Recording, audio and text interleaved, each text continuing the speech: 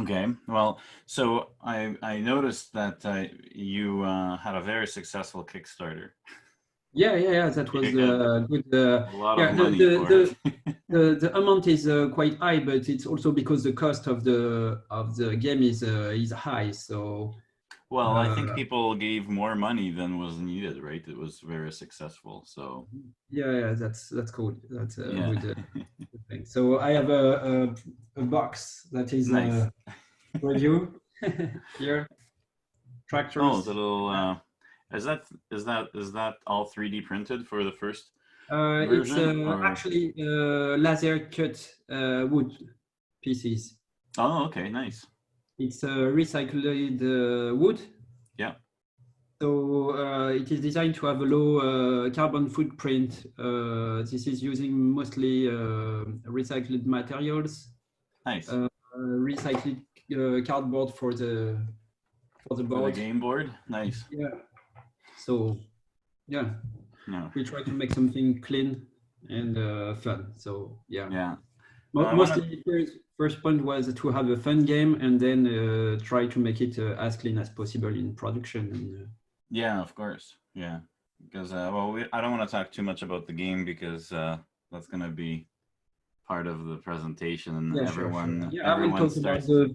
the physical board game and how I ported it. We And talk about it all. We don't yeah, want to we exactly. certainly want to get into F sharp and functional programming and Yeah, talking a yeah. little bit about event And sourcing and things like the that. fun story is that so I first programmed everything in F sharp for Azure, Cosmos DB, and all that, and then had to port it to PHP on MySQL. And actually, I could just move everything quite easily. The hard part was to write F sharp to PHP transpiler. Yeah, wow, you wrote a transpiler. Yeah. But the thing is that the structure of event sourcing made it actually not that difficult to do because the code made no system codes or anything like that. So it's just Yeah. data structure manipulation and all that. So it's very easy to verify and to test. And the infrastructure was just after all event sourcing. So it was very easy to adapt event sourcing on MySQL. Yeah, the thing that people don't realize, I guess, out there, they seem to think event sourcing and CKRS is difficult, but it's really a handful of patterns repeated Yeah, over and over again, and it's actually quite easy because of that. yeah. I see with traditional unopinionated enterprise software, there's Yeah, books, 50 design patterns and 100 from this other book, and yeah, it's just crazy. very simple. So Right. people are starting to pile in. That's good. So just in And the terms of question the is, timing, I sorry, go can ahead. share the link with people in my company also, so Oh, that of they course. can join Yeah, yeah, directly. yeah, yeah. Please do. Yeah. Okay, Please share the just share the copy. direct Zoom link too. Right now, you can also do it through the meetup. I have to actually check whether everyone's admitted through the meetup Yeah, because because there's today, always some latecomers, so I just have to go yeah, there and approve the pending members. yeah, I It's just, always last minute. People are like, "Oh, I didn't know you needed yeah, to." Okay, there it is. Approve. So I have one person that I just approved. Uh, and just in case, Jeremy, I will make you a co-host uh, for okay, for the sake of recording and all that. In case I lose an internet connection or something, that can that's a good safety mechanism. So usually we wait about 5 minutes for people to join if they're having problems, right at 10:30, and we start 5 minutes late if that's yeah, okay. okay, great. Yeah, so that anyone that's got technical issues but they're there on time, they should be okay. And yeah, so we'll start in about 10 minutes. Um, And I should be able to also share my screen. yeah, you can give it a test.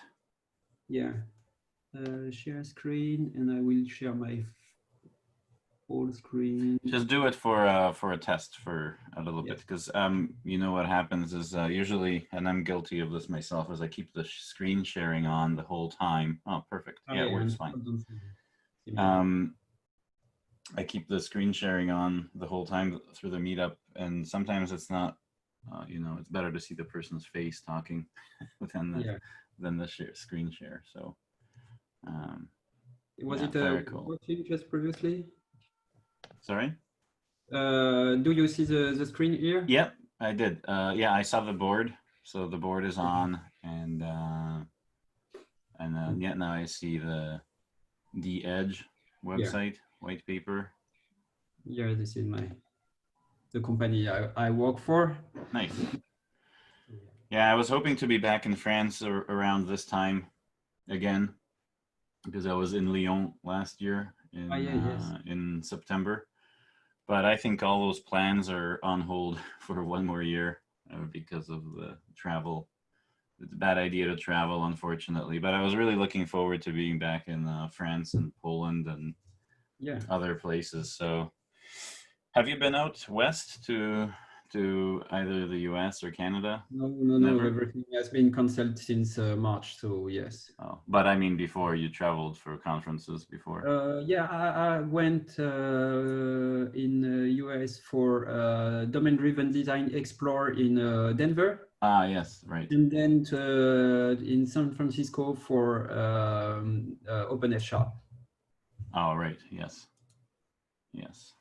I would imagine that you would be involved in some domain-driven design stuff for sure. Yeah. And I was talking mostly about functional event sourcing and things like that. Yes. Yeah, well, that's awesome. Yeah, that's there's been a lot of complaints about Microsoft not treating the F# community well. It's true. But stuff. we try to do well without them. So yes, of course, that's always the case. I think we know Dave Remy quite well from Event Store, and he was the Iron Ruby guy at Microsoft for a long time. And of course, nothing's really happening with Iron Ruby anymore. No. So I think that F# though's got a better prognosis than Iron Ruby. It's still supported in future .NET 5. There is a F#5 version, and it's supported for long-term support in Visual Studio and .NET tooling. So they don't provide much help for the community, but there is a long support from Microsoft in this area, so it's still a good point to have a solid support for long term. Nice, yeah. So hopefully that'll be the case for further on, and well, at least there's good support from JetBrains too, so that makes yes. So that makes a big difference. If you can keep your IDE settings the same and etc., then you're pretty well off in that case. I'm gonna retweet this one last time for latecomers, and oh, Eurydice is here, so I'm gonna add him as another co-host. So in case I'm too busy chatting with you, he can admit some people to the talk. Yep. Hey, Eurydice. I got it. Good to see you. Thank you. And I'm just gonna retweet this one more time, and then we got another 3 minutes before we start. Where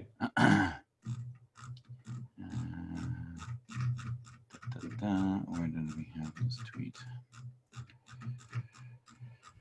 Somewhere here.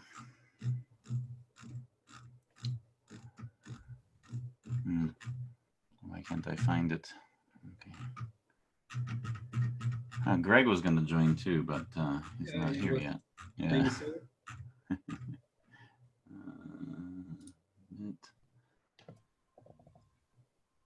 Okay. I'm going to just make sure that everyone is muted except those talking. So that's another thing to watch out for.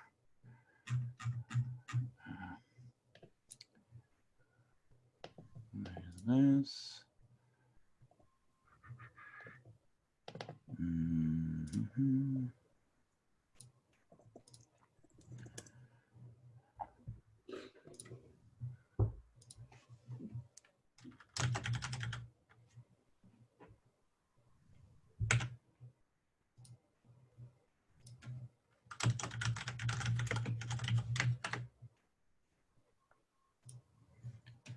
Tweet.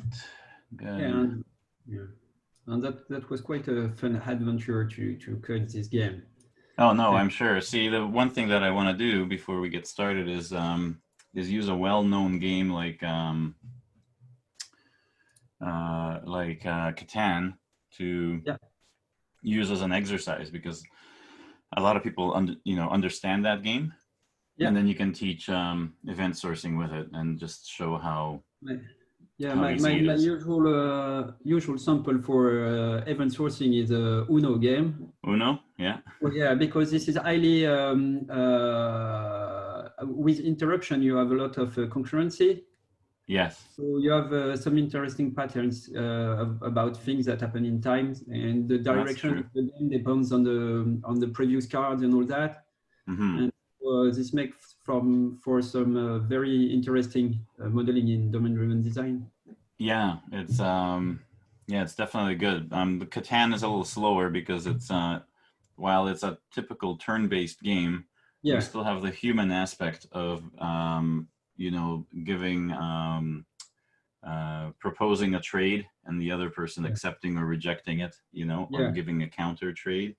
Meanwhile, it still has the the fundamental logistics of just being able to make a valid move, like build a road only in a certain amount of places where you can. So it's also a good one, and it's not too trivial. So the rules, because there's many phases to the game, the beginning game is very different than late stage game. You need to shift your resources to something else.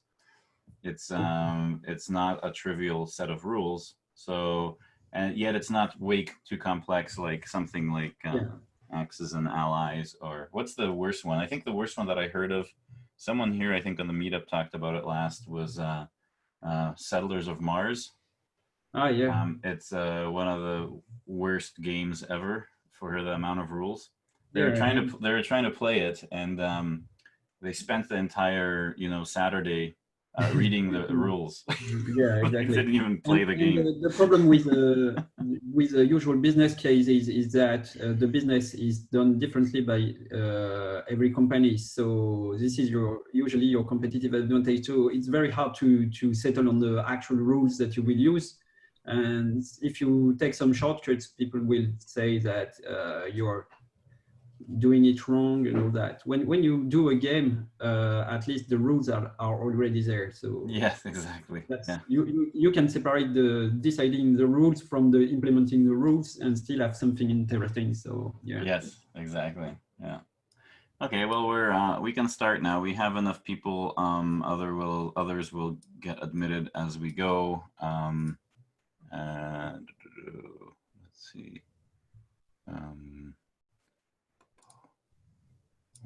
Anyone else asking for? Let's just see if anyone has. A new entrance. Okay. And anyone else trying to get in? Yep. I got you there. Okay, good. And no one in the meetup. Okay, so we can start. So welcome everyone. Thank you for joining. We have a special guest. Jérémie is a very good expert in distributed systems, enterprise architecture, software architecture, functional programming, and many other talents, but also a great game designer, it seems. So that's a nice thing to learn about him over the last year. And I had the pleasure to meet Jérémie for the first time, although I've known him online for a long time.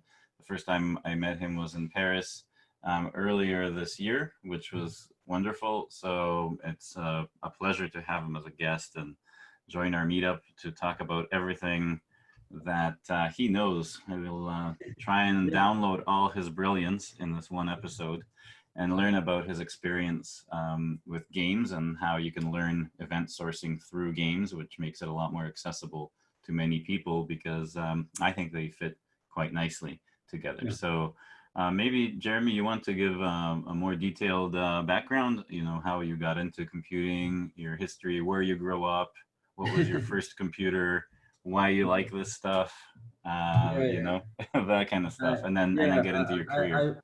I've been studying computers a long time ago, since it was in 1982. So it's very Yeah, old. like a lot of us that are older now. Six at that time, and I always enjoyed mixing things like music, graphics, game. So earlier, when I was younger, I started working on games, and in high school, with friends, we created a VJ group to display live visual made on computers in nightclubs.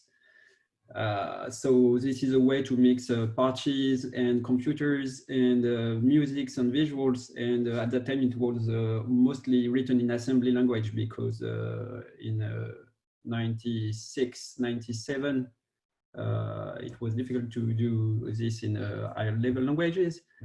But one of the projects I've been working, I'm working currently in a company that is not doing graphics or all that. I'm working for a company called DH. I will just share my screen 2 minutes to show that. So this is a company that makes some solution for hospitality, business, hotels, and travel. So I'm an architect there, and I'm still working with people. I created this VJ group back in the time, so we still have this feeling of trying to innovate, to code, to have this feeling with code that you can act on what's happening by creating code. So you have to be in control. It's not just like you program and you deliver and then it's over. It's always running, and you have to be in production, and we really like that. But my last project, aside from this, is a game called Crazy Farmers. So when I say a game, I'm talking about a board game. So this is a prototype box. So the design are made by a French comics artist, which is called Chabede. And I've been working with an editor, which is Freaky 42. So we say 42 and not 42, okay? Okay. And so yes, when I say it's a real board game, so we have small tokens like that, wooden tokens that you can play with. And so these Crazy Farmers, we are in the near future in 2042, and the agriculture is lost. There is no subsidies anymore, and the farmers don't know what to do. And so they decide to attract the attention by creating a new competition of fence installations. So they will install fences all over an arena and fight for the biggest field by drawing electric fences and growing their fields. And of course, they'll go crazy. So they will try to fight the others by cutting their fences so that they cannot grow their fields. And as you take over barns, you will get some nitro to go faster, find some hay bales to block the path. You can also blow the hay bales with dynamite and all that. So this is a two-player, very strategic game with a lot of placement, and you have to see the position of other players very carefully, see every option they have in their next move. But also, when you play with a lot of barns and a lot of bonuses, can be very refreshing and fun games where you just draw cards, move, and have a good love. So now that board game you showed is made out of recycled material. So you're having a very conscious and aware production of this, respecting your recycled materials and things. Exactly. Like there is zero plastic in the box. This is everything is done from materials, mostly recycled materials as much as we can, of course, and everything is produced locally in France. So there is no big boat coming from China with tons of plastic inside. So we try to make something clean. And so we wanted to start a Kickstarter in March, but due to the global health situation, we had to postpone. Mm-hmm. And along the way, the problem is that all the festivals were canceled. Right.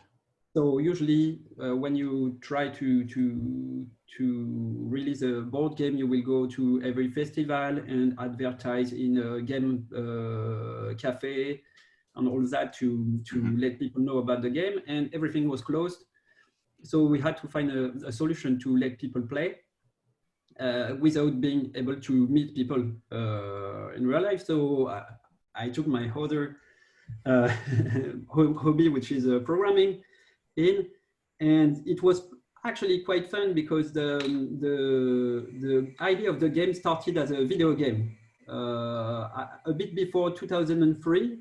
So Oh, wow. it's a long time ago.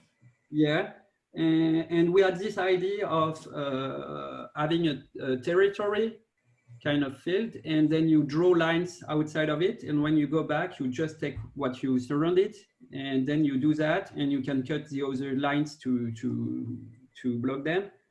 And in 2013, we decided to actually, it was moving too slow, probably because I was not using event sourcing, and also because graphics design and all that was more difficult at that time, and my free time was more limited. So it went too slow, and at some point we decided to do it as a board game. And after 7 years, this is the result of the thing. But during the quarantine, I had to go back to my computer and to figure out how to actually write this game so that people can try it online to discover the game. Right. So I was not sure at first that I would have time to code it in the given time, because I knew from my previous developments that the complexity was a bit high with the geometry, because actually doing this algorithm on hexagons is not that simple. So I will show you a bit how the game is working, so that you can have a feeling of what we will be talking about. Okay? Sure. Yeah. So I will share my screen here and go back to a game. Yep. I will just try to. This is this one. So you're talking about the hexagonal nature of it, just like in Catan. Yeah. You have tricky spots. How do you relate them all? Because it's not a simple grid, Yeah, this is not only a grid, because as you can see, so this is the board at the beginning, and so you can see you can see my cursor. Yeah. And so this is your field, so field with a blue tile. Yeah. And then we can move along the path like that. Okay. Mm-hmm. So I can use my touch screen to move it. So and so the other player will do the same. So I open two browsers for that. So this is the other player that will play like that. And so at each turn you have 3 moves. Like that. I remember a European game that we played as kids on graph paper that was similar with dots. And the thing here is that when you start the game with 4 fences or more, you have an extra move. So I can do 4 moves. And when you connect back to your field, you just take what's surrounded. Okay. Okay. And if there were bands inside the area, you will get a card. So here it's a 1 able that I can use to block the opponents like that. So here there is 1 able. He will not be able to pass this way, so he will have to make some extra moves. I see. And I will just go here to move. And so the other one will try to get there. But the problem is that when the blue player will go on the crossroad where the fence is passing, it will just cut it like that. Oh, I see. Oh. Okay. And when it's cut, it's cut. It's electric. So when it's cut, it's not electric anymore, and it becomes useless. So if it doesn't make a complete loop, then yeah, you have to go back to your field to make the loop. I see. And so here it's cut. So the player will have to reconnect to his field to be able to draw a new fence, and from here, the yellow player can start again. Okay. Okay. And so here I took another barn, and so got an helicopter that enables me to move to another side of the field to be back in the game and things like that. So, nice. Yeah. Okay. So it was, yeah, the geometry and all that is not very easy because you have to the game uses both the cells of the hexagons, okay, yeah. the internal part.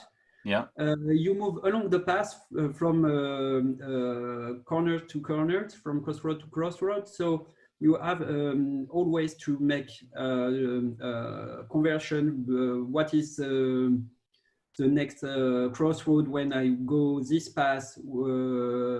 Is there a tile on one of the side of this border, on all these geometrical questions, which are actually a bit tricky to. Yeah, how did you model this geometry so that it's so it's not overly complex? Because exactly. You know, the brute force method, if you just force it, you have to encode everything. One of the things I found is a very helpful resource, which is this website, which is called Red Blob Game. And we think about hexagonal grids and gives a lot of insight about all this. So for instance, they are explaining how to model hexagon as a vector space, like that. Okay. Oh man, that's so helpful. Yeah, so here you see it. And the thing is that that reminds me of Qbert. So it's essentially a Qbert board. If you look at them as cubes. Oh man. Your hexagonal grid is the same thing as taking this cube and just making the intersection with the plan that is going 45 degrees in all directions. Okay. Yeah. So interesting. So if you think of it as a 3D space, then it works. That's amazing.